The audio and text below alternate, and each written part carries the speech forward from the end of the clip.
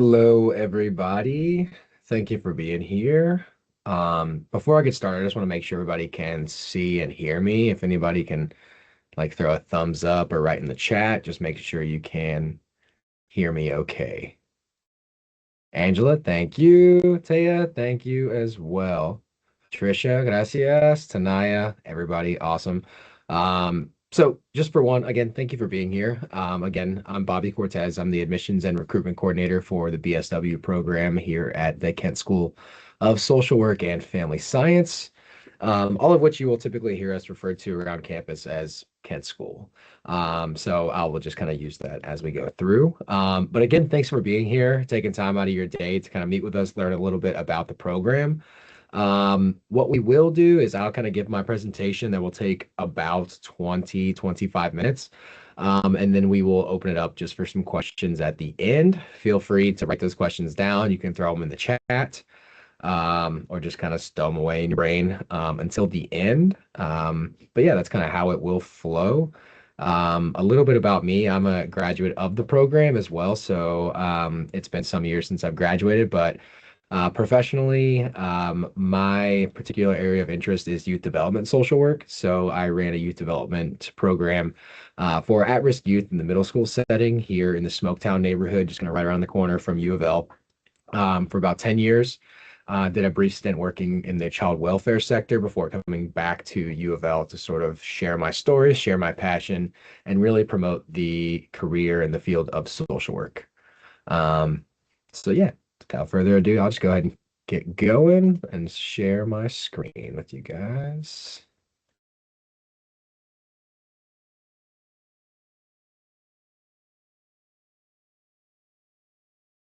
Swap.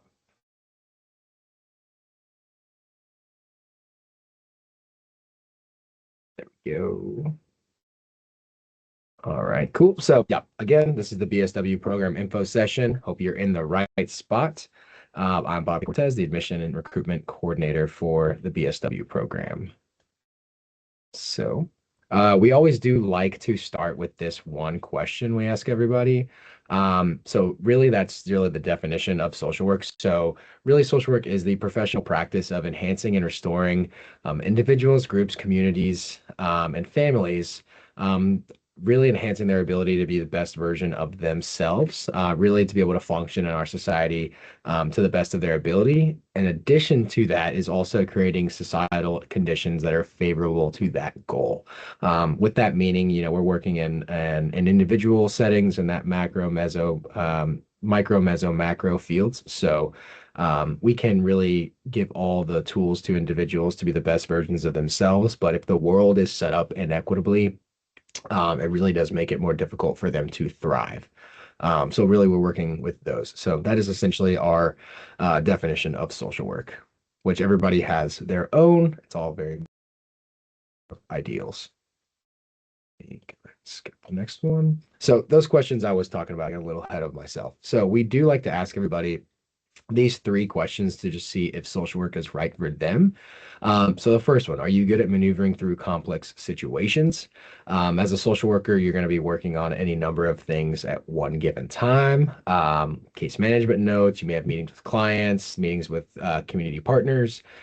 You might get a call from somebody who's in distress or somebody who's really experiencing, a heightened situation where they may need your immediate attention. So understanding how to think critically and handle a lot of those situations that might be going on at one time is important for a social worker to have. Two, do you have a passion for helping vulnerable and marginalized individuals, families, and communities? Let's face it, more often than not, a lot of people who are seeking services of social workers are struggling in some way, shape, or form. There's something going on where they've seeked out that assistance from a social worker. So you must need to have that passion for working with vulnerable and marginalized individuals, families, communities. It's not going to be sunshine and rainbows for a lot of your clients. Three, do you have a passion for advocacy and promoting social justice? These are really key pillars of social work. So advocacy, social justice, self-determination, diversity, really what we're doing as social workers is empowering, advocating on behalf of our clients and empowering them into being able to advocate for themselves. Um, Social justice is again one of those strong pillars. So we really want to just kind of promote those three questions to individuals. And if you answered yes to all three, we definitely think that you are in the right spot. So this slide is non-exhausting, essentially some career opportunities you can do with a social work degree. This is not an exhaustive list, and I'm not going to read everything here for you because you do have the screen there you can see, but I just want you all to take a look. You'll see a lot of different fields of these professions with a social work degree. So you may see some, first one, obviously medical social worker, so working in the medical field, working in the hospital setting, working in mental health clinics. Social workers are in VA, so working with military personnel in the school system, the child welfare sector. We're working in criminal justice settings. So there's a really broad and wide array of different opportunities you can do with a social work degree. So this is our team. This is our BSW admissions team, advising and student services. We are made up of 5 people. We are a small but mighty team, and we get a lot of work done. But I will introduce you to everybody. So one of our academic advisors is Gary Uracy. And a shout out to Gary because he just won the Best New Advisor Award for all of U of L. He's sitting in his office right next to me right now, and I hope he can hear me and he's smiling a little bit. Next to him is me. We'll skip through that. Next to me is Manager of Student Success. That is Anna O'Connell. She is also one of our other academic advisors. Our Associate Director of Student Admissions is Sarah Springer, and our Fearless Leader Director, Dr. Armand Perry. Dr. Perry also teaches a number of our BSW 201 Intro to Social Work courses.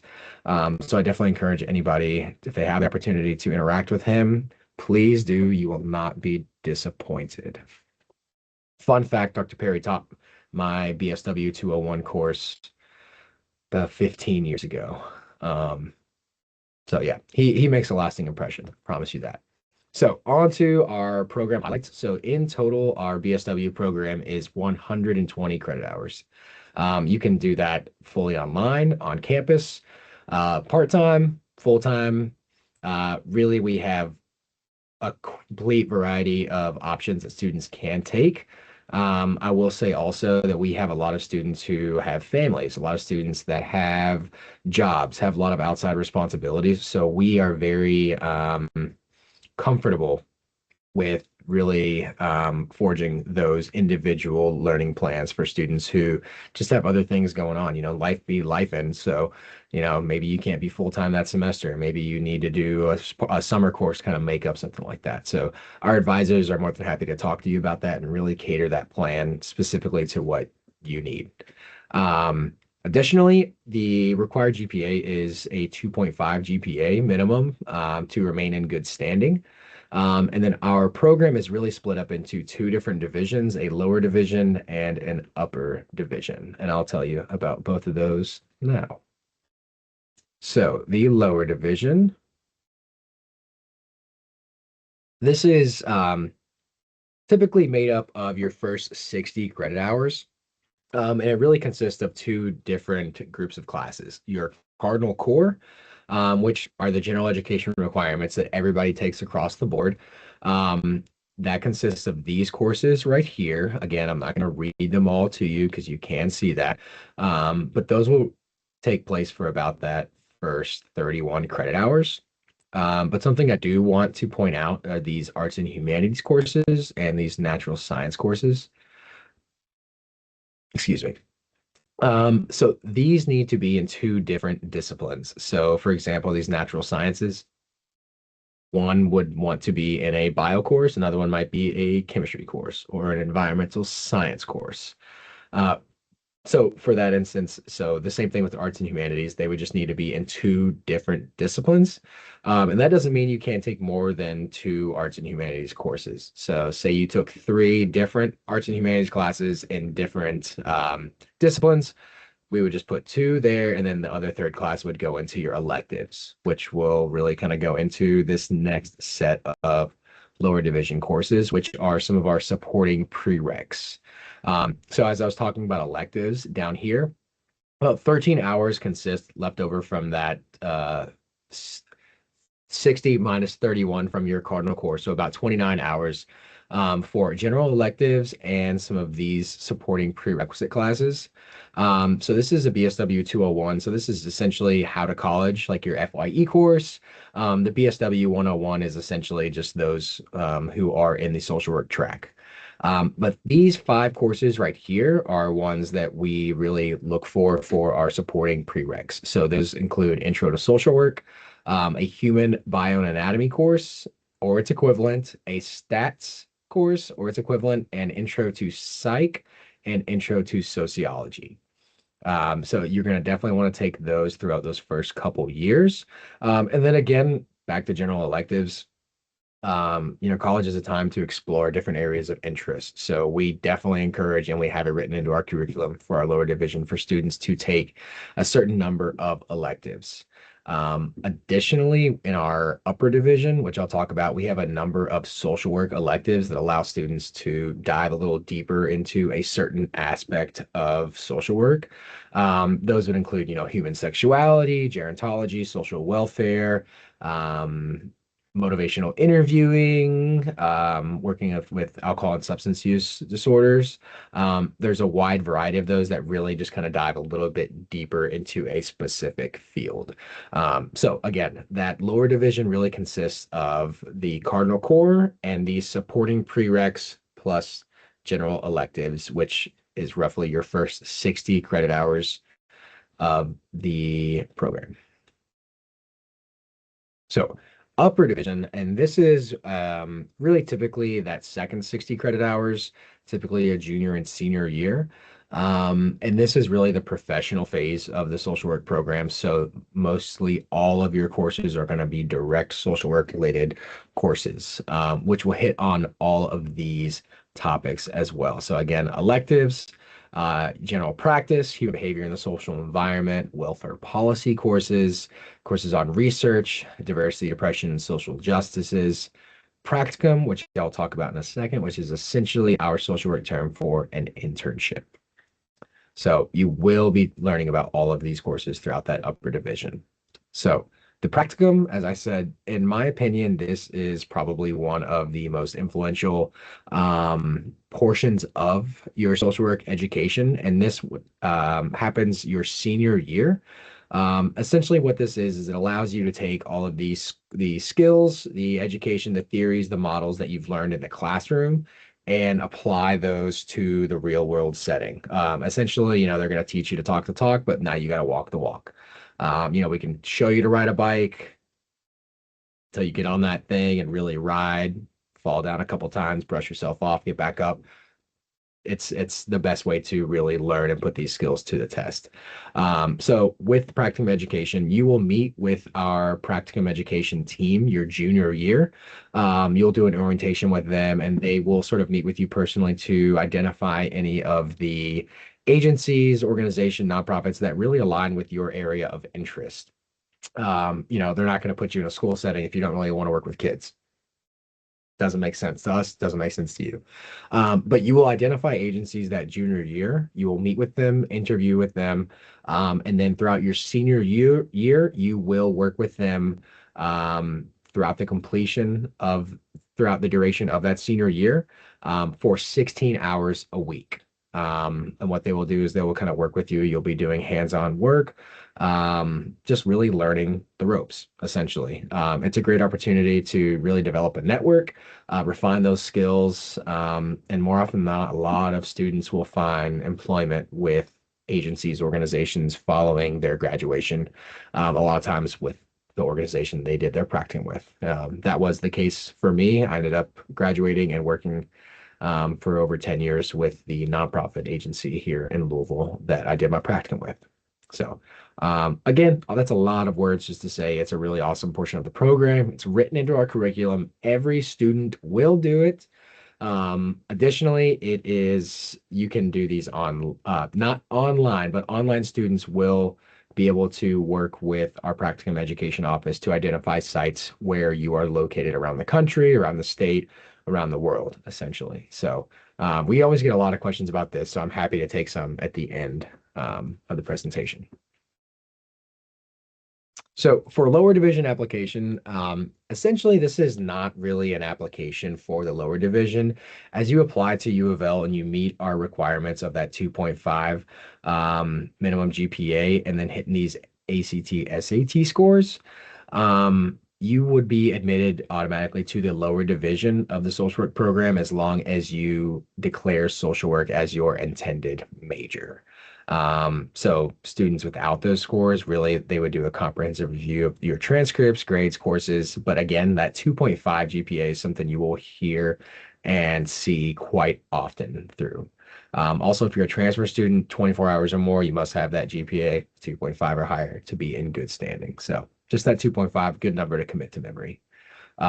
Additionally, this down here, admission to the lower division does not guarantee you admission to the upper division. We have a separate application process for the upper division, which I know there are some people on this meeting now that I recognize some names that have already kind of gone through that process, so I know we're familiar with it, but some maybe not. So I will let you know a little bit about that right now.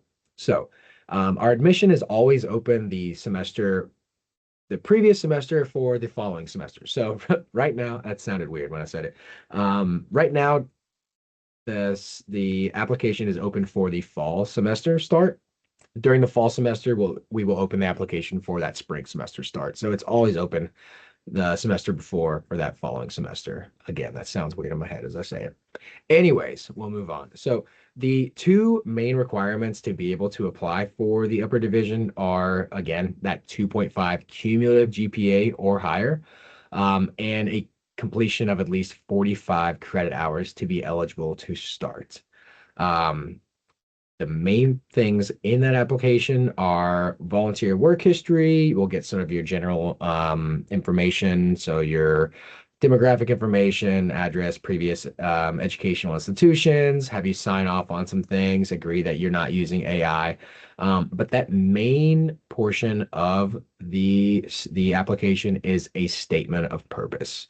And what this statement of purpose is, essentially, it's asking you to choose one of two questions, and really answer surrounding, your views, your values, where you might see area focuses of social work, like where you might go into, or what's a social issue you might struggle with. How would you handle, some of your personal biases when encountering and working with clients that you might have difficulty with. I'm not going to read all the questions word for word. You'll see that when it does come. But those are some things just to be talking about. So it is not super intensive. It is 1,000 to 1,200 words. So essentially a page and a half to 2 pages long.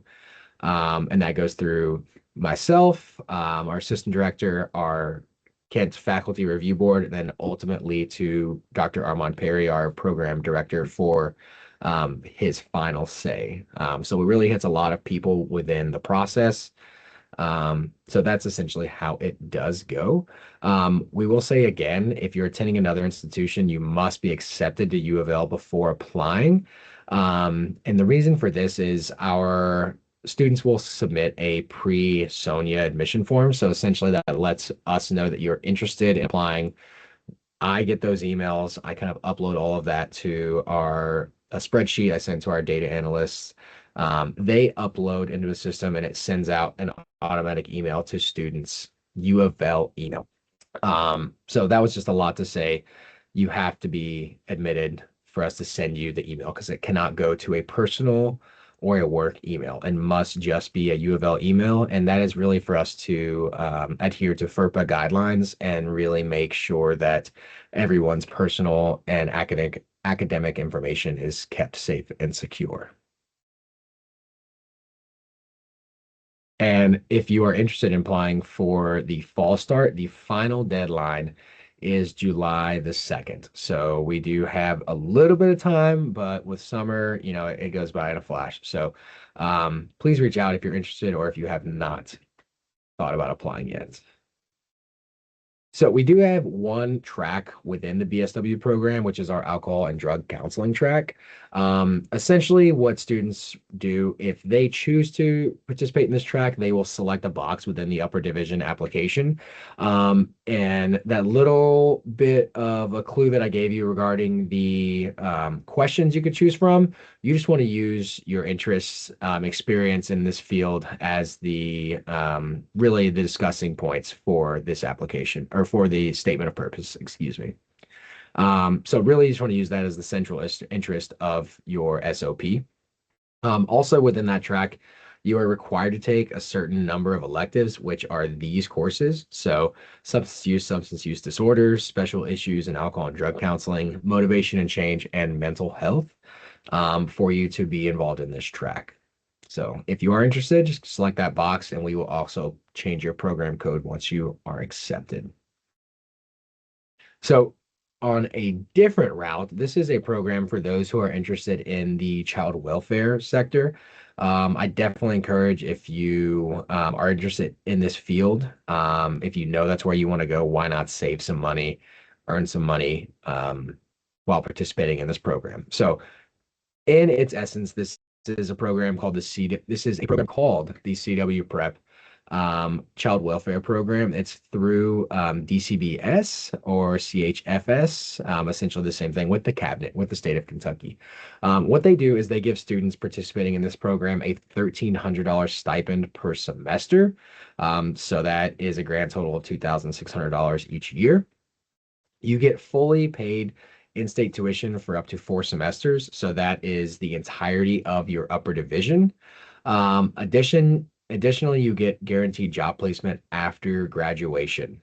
Um, Also, you would do your practicum with the child welfare sector. So you would do that with the cabinet. Um, Typically in the past, there have been paid internships. However, there have been talks that that may be changing here in the future. I haven't heard much about it yet. I just wanted to kind of be frank and be upfront with everybody. So essentially a stipend, paid in-state tuition, job placement, and practicum placement. The catch, as if there typically is always a catch with everything, they have invested in you for 2 years. So contractually, you will be obligated to work for the cabinet for 2 years after graduation. So it's kind of like they scratch your back for 2 years, you're going to scratch their back for 2 years. It's not like you're working for free. It's not like anything. You were just obligated to work for the cabinet for 2 years after graduation. There is a great need in the state of Kentucky. And this is a really great program to kind of entice students into this field or those that are already interested in this field to kind of help them save a little bit of money, make some money, and then kind of just pay that back through working for the state after they graduate. So if you are interested in this program, you may have already written it down or snapped a photo, but the contact for that is Emily Watts. They are the coordinator and faculty of this program and coordinator of the program and faculty here at the Kent School. So you can email Emily right there, emily.watts.1, or their phone number right there at the bottom. Or also, if you just want to go to childwelfareprep.com, there's a lot more information right there that you all can look for if you're interested. So again, CW prep program, really awesome opportunity, especially if you're interested in going into that child welfare sector already. All right, let me get a drink. So many of you have probably heard about this, but some of you maybe not, and that's okay. So essentially, one of our pluses of our program, typically you would hear it called a 4+1 program. So those that graduate with a BSW and those only with a BSW can qualify for the advanced standing master's program, which takes the traditional MSSW route from 60 credit hours and chops it in half to just 30 credit hours. So that really allows you to fast track that master's degree. You're doing it half the time, which is half the money also. So time and money, two very important things in this world. But so that's just one of the reasons that we entice students to go in to get their master's. We encourage students to do that. And if you can do it in just one extra year, why not? So admission requirements, it is a preferred 3.0 cumulative GPA, so a little bit higher than that 2.5. A preferred 3.25 GPA in those social work foundational courses. So those are those courses that you take in the upper division. And then also, once you're in the BSW program, we always have our folks from the master's program come out and present to our students. So it's not like this is the first and last time you will be hearing about this. We will definitely let you know more once you're in the BSW program. And if we weren't trying to get you in and out of school, saving money enough, here is another program that we just started last year called the Soaring Scholars Program. Now, essentially, what this does is it allows students who meet these requirements. So, this is a 3.75 social work GPA after the first semester of your upper division, and a 3.5 cumulative GPA includes all of your courses across any institutions you've had. If you meet those requirements, typically you run like a batch set of audit on everybody, and we will reach out to students who qualify to see if they are interested. But back to what it is essentially it allows you to take three classes that will apply to your BSW and your master's degree during the senior year of your BSW program. So essentially 9 credit hours that'll apply to BSW and MSSW during your BSW program plan. Um, Another catch is that this program allows you to take those credits at undergrad course prices. So it does allow you to save a little bit of money there because grad school prices per credit hour are a little bit more expensive than the undergrad. Um, so just another really way we can help our high achieving students kind of get in, get out, get working, get their education, get their degrees, and start making this world a better place. So, what can you do now? So, establish, maintain good relationships with your professors. I always say that because you never know what they can do for you. If you need a letter of recommendation, if you're doing well in class, if you're borderline, they may be more likely to work with you.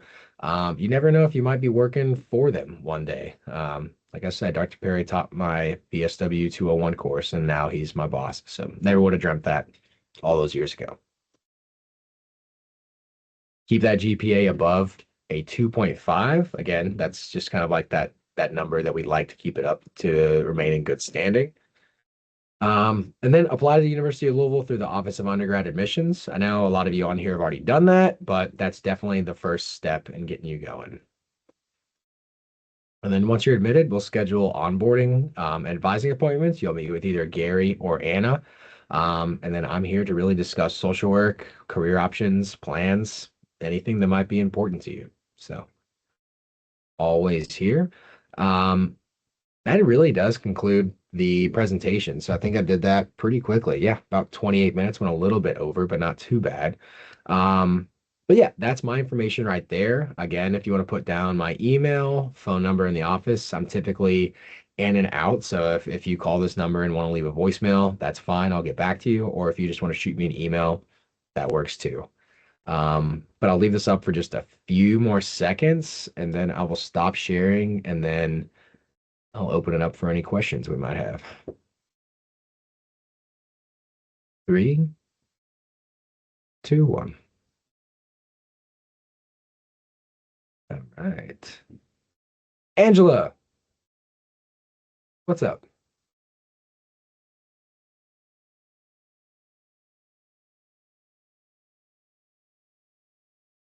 Let's see. Turn my volume up.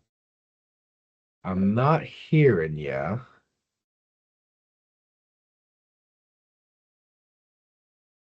And actually don't see a mic on your tile there. If you want to try maybe popping it. Okay, there we go. Yeah, I see you typing now.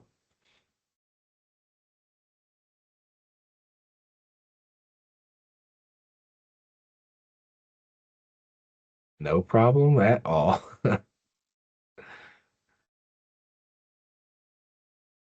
And then while Angela is, sorry, don't know what's wrong with the mic. Yeah, if you just want to throw it into the chat, we can do that.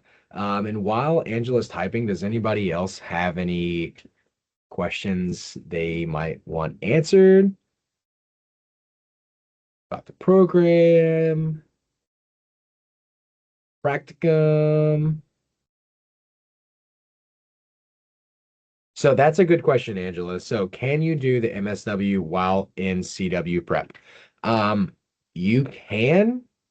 However, it's a little bit tricky with that. So they require you to work directly after graduation, whether you enroll in the master's program part-time, or I wouldn't suggest doing a full graduate load and working full-time as well. Um, so the question is yes. However, I think the better option would be to do those 2 years and then go back and get your master's. Or if you wanted to just take a couple classes as you're doing those 2 years after graduation, that would be an option as well. Um, but I would definitely, if it were me, I would probably come back or maybe try to do one or two classes a semester because that would be just a lot. But also, I can coordinate you and send you a contact of someone in the master's program who works more with their specific students, since I'm more on the BSW side, to see if they have students doing that and then in what sort of plan have they put in place for those students. You got it. You got it. You got it. Angela, I will send you their email right after we get off of here. Making a notes.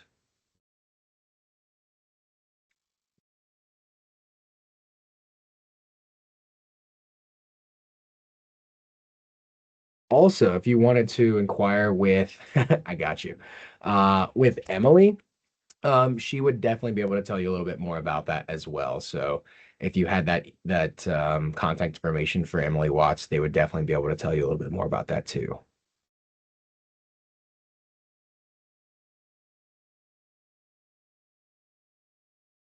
Right on. Cool, cool, cool. Does anybody else have any questions?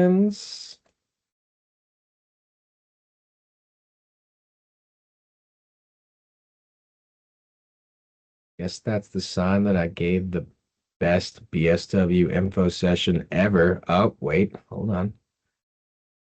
Don't get ahead of yourself, Bobby.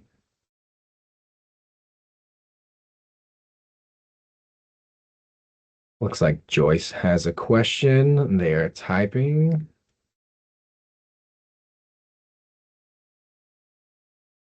And also, while Joyce is talking, or is typing, excuse me, I know it's like the middle of the day. A lot of people are at work. A lot of people have things going on. If you do not have any questions, you can feel free to kind of leave the meeting as you will. If you want to stay on and ask questions, or if you want to type a question, or if you want to talk more one-on-one, you're welcome to shoot me an email, and we can coordinate a time to kind of speak more individualized, if that's something you'd like to do.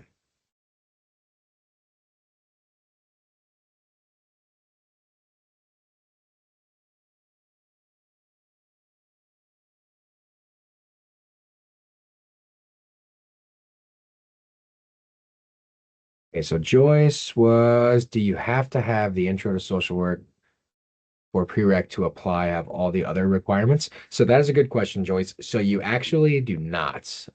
Lacey, thanks. Thank you for being here. The answer is no. You don't have to have all of them. Um, the rule that we try to go by is we like to have all the students have all of their prereqs done by their first year in the upper division. A lot of times students will get those done over like a summer semester or a winter session, or if they have an elective route, they'll squeeze that in there. But yes, to answer your question directly, you do not have to have all of them, and you do not have to have intro to apply. As long as you meet the requirements of a 45 credit hours and a minimum 2.5 cumulative GPA, you are eligible to apply.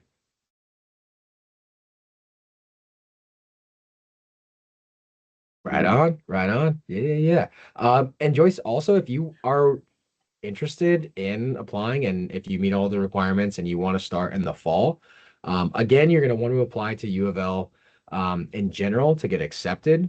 Um, but once you are accepted, you will automatically be sent an email to meet with an academic advisor, which would most likely be Gary Eracy. And then he would kind of let you know, or you can just let me know that, hey, I've been accepted, and I can send you the link to the pre-Sonia form, which gives me notification that I need to send you the upper division application. So all that to say, if you're interested, apply to U of L, reach out to me, and then I can send you the link to get that application. Hey, Bobby. I think I emailed you today. Yes, we've been emailing. I emailed you back. I didn't see that. I didn't see that. Sorry, I haven't seen it yet. How are you doing? I'm finding yourself. I'm good. I'm very well. Thank you. I got a question I want to ask. Lay it on me. Um, even though I stay in a different state and Mhm. I apply to the social work program, how would that affect me?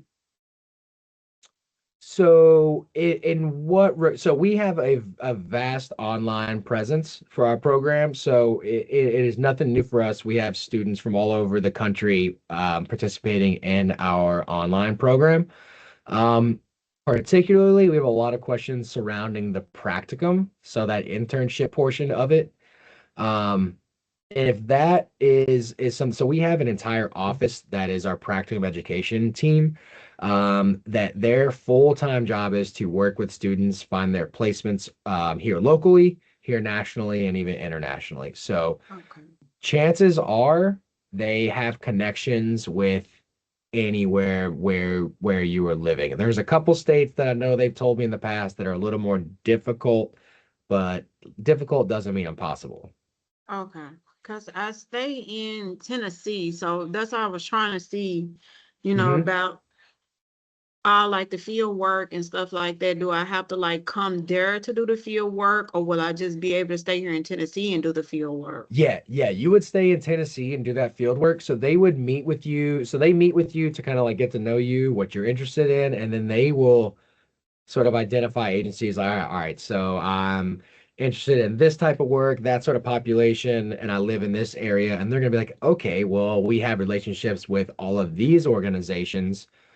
Maybe you take a fit and you see, which one would you maybe want to work with, and then you'd go out and interview with those. They would all collectively kind of set up that interview. If it's a good process, it's a good fit, you guys like each other, it's mutual, then you all would sign an agreement. And then that's where you would do your placement throughout that senior year, which would be in person. Mhm. But a lot of the communication from like U of L's end and like your midterm evaluation, your final evaluation would all take place virtually. Okay, okay, Hmm. okay. How can I find out how much it is a credit hour for the out of state if trying to do the social work program? I can find that for you right now if you like. And let me get out of this really quick so I could see. Let me just, so it is on our website. Give me about 30 seconds and I should be able to find it. And additionally, their online courses do have a little bit more of a charge for them. I think this would be the Versars.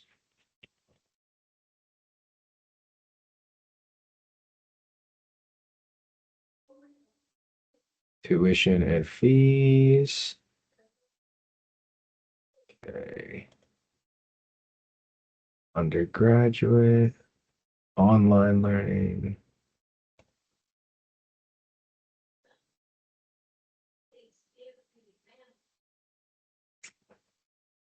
So we go back to the online.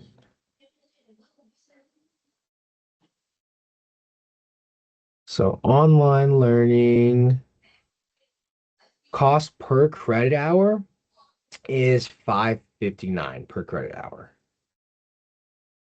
Okay.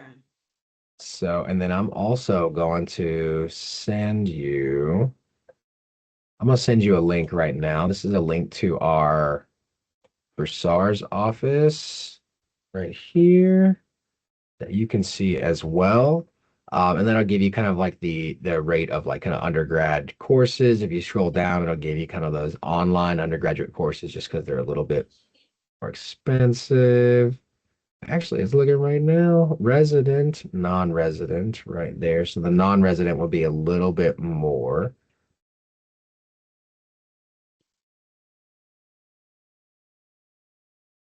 There we go. And then, of course, graduate tuition does go up a little bit more related to programs. But that U of L website, I use that search feature all the time, multiple times a day. Um, so that does help a lot. But yes, if you do have questions and things like that that maybe you can't find, feel free to shoot me a message, an email, and I'd be happy to work with you. Okay, okay. And then I see another one from Joyce. Lacey, thank you. Oh, Lacey's gone, so we're all good there. So Joyce also said there's a problem with my general applications.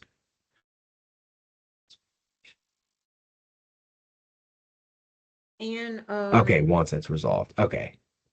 do y'all okay, so like I know um some programs have like a limited seating or limited slot. Hmm.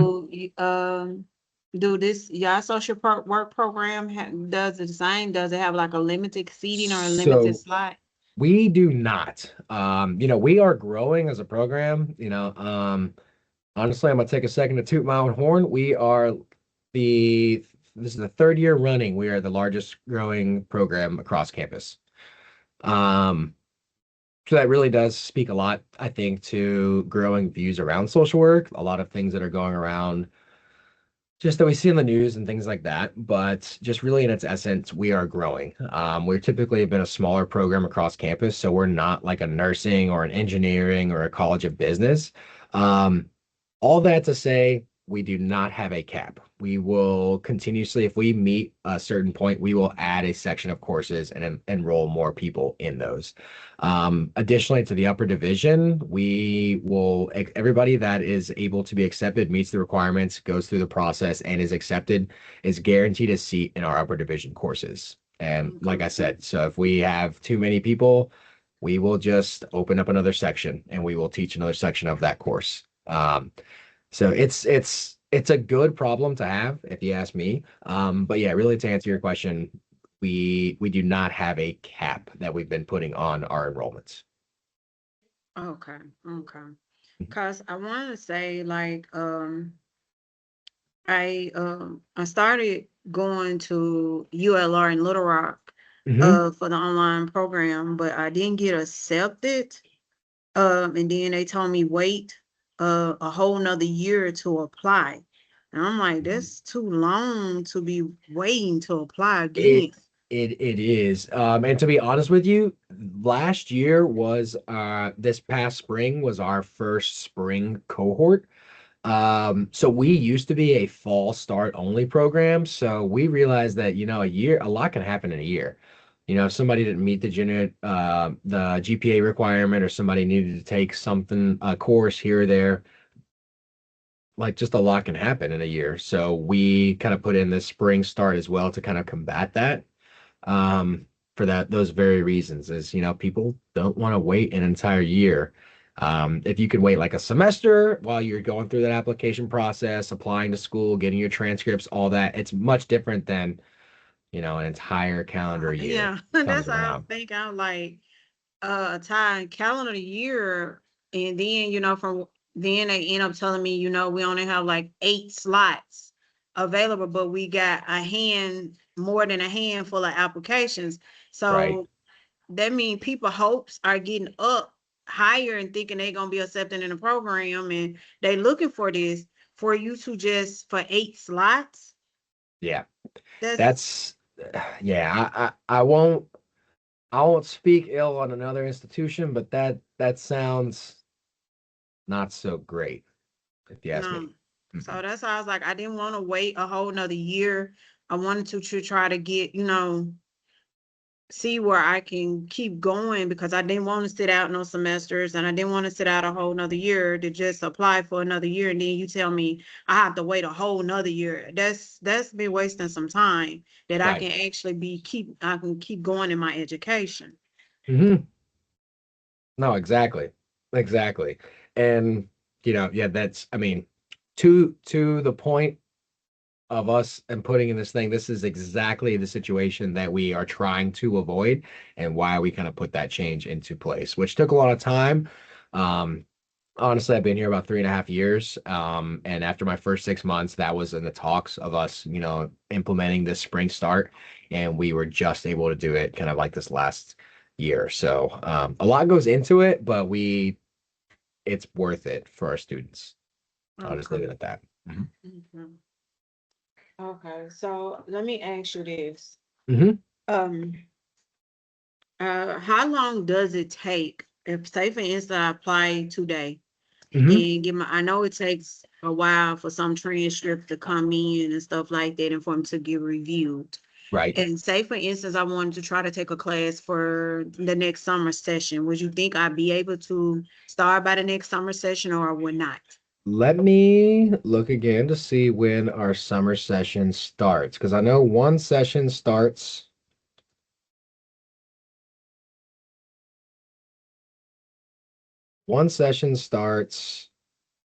tomorrow, I believe. But there are multiple sessions in the summer. So summer one classes already started. Summer two classes start tomorrow. Summer three, they start July 6th. So my best bet is try to get in for summer three.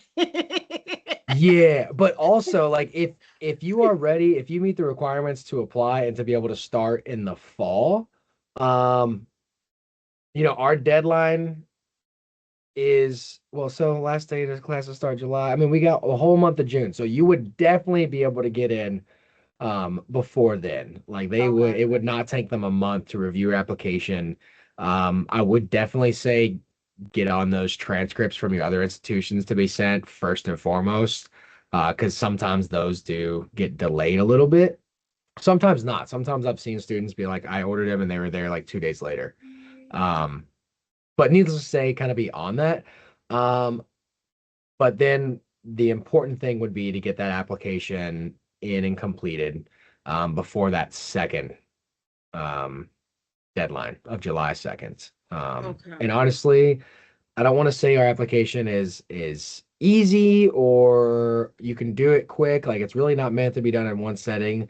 But I definitely would say like you won't need a week or 2 weeks to complete the application.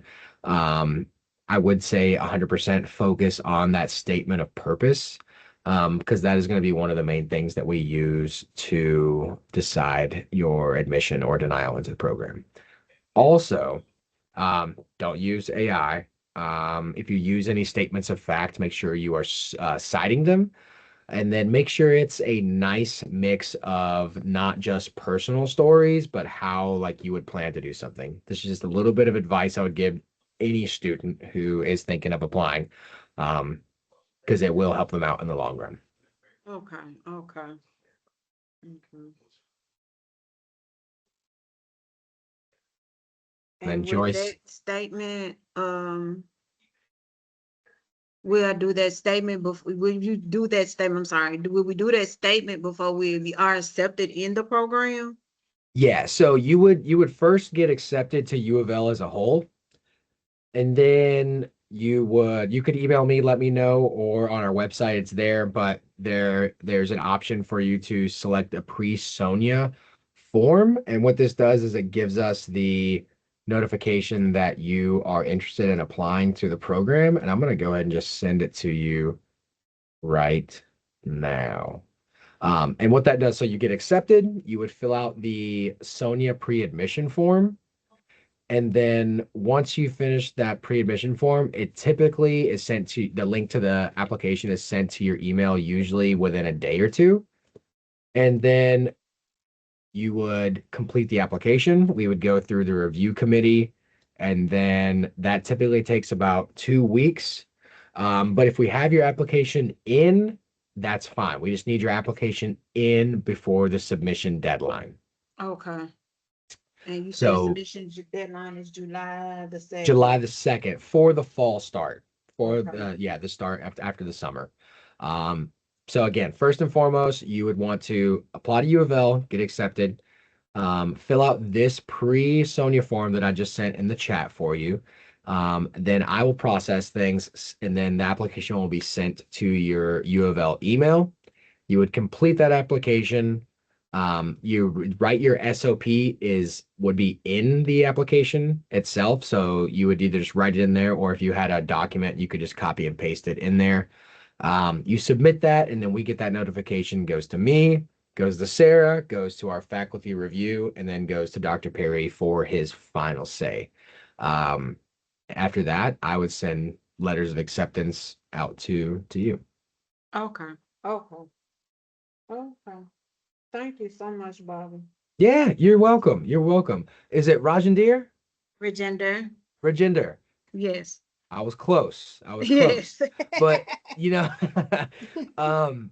feel free, keep me updated, keep me in contact. I know we've emailed back and forth a couple times, but if you have a question or if you forget anything that I had said, feel free to give me a shout. I'm here to help. I'm here to assist. And if I don't know the answer to something, I'm fine to let you know I don't, but I'll find out who does and send them your way. Okay.